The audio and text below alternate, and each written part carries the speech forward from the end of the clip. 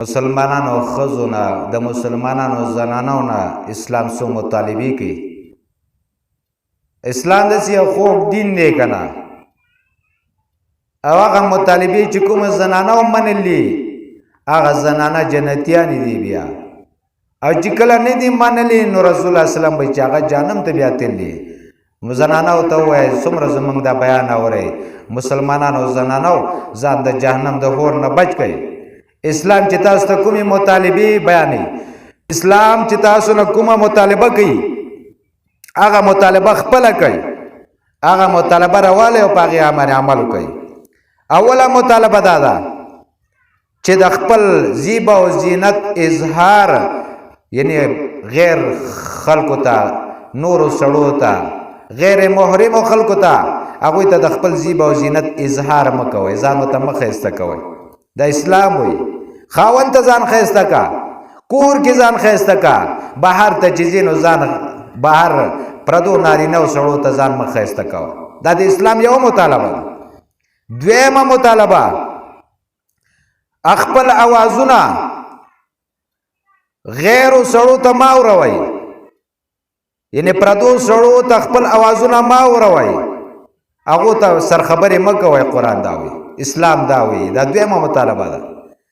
دریمه مطالبه خوشبوئی او عطر چې ولګوئ نو د کور نه بیا بهر ته مه وځئ چې ستاسو خوشبوئی عطر چېرته دا په غیرو سړو باندې چېرته ونه لګي. او څلورمه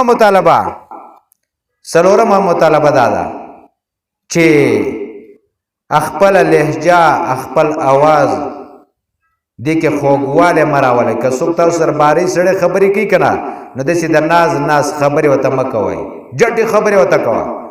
چې هغه تا ته اواز کي کور کې څوک شته نو ته ورته داسې نه وایي چې واو راځه، نو هغه داسې خبرې ورته نه کوي. نشته وایه، دی به پوه شي چې دا خوړلنه، دا زنانه دا ډېره غیرتي ده، دا خو لا چې داسې اواز کوي نو دی چې دا دنده زه لاړم د دې به ساږي، وبه یېرېږي، روح به پرېوځي. دا اسلام وایي.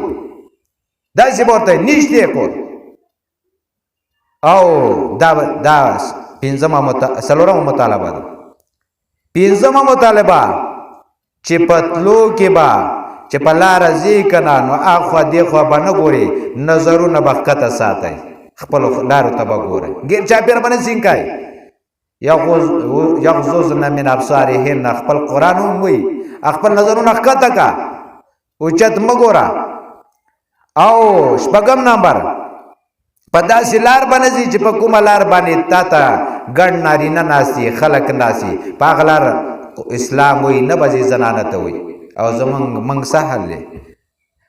اومه مطالبه اسلام د زنانو نه دا کوي چې کور نه چې کله بهر ته وځي نو وخت د ضرورتي نو په حیا سره به وځي، حیا سره به ځي، بې باکۍ سره به نه ګرځي. او اتمه مطالبه دا ده چې د پردۍ ښځې صفت به خپل خاوند په مخ کې نه کوي چې پلانکي ښځه داسې ده، پلانکۍ ښځه داسې ده، دا صفتونه به نه کوي. د اسلام تا ته وایي د پردۍ ښځې صفت به خپل خاوند ته نه کوي. د اسلام دا وایي. او نهمه مطالبه د پردي سړي سره به سفر نه کوي چې څو د محرم نه وي، رواره دي نه وي، رور دي نه وي، پلار دي نه وي، ماما دي نه وي، تره دي نه وي.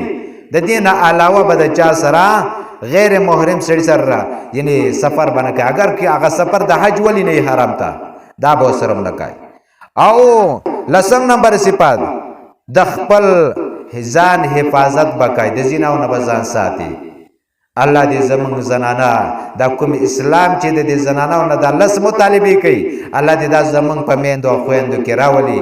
الله دې زمونږ په خویندو او میندو باندې د حیا او د پردې صادرونه رواچي. وما علینا الا البلاغ.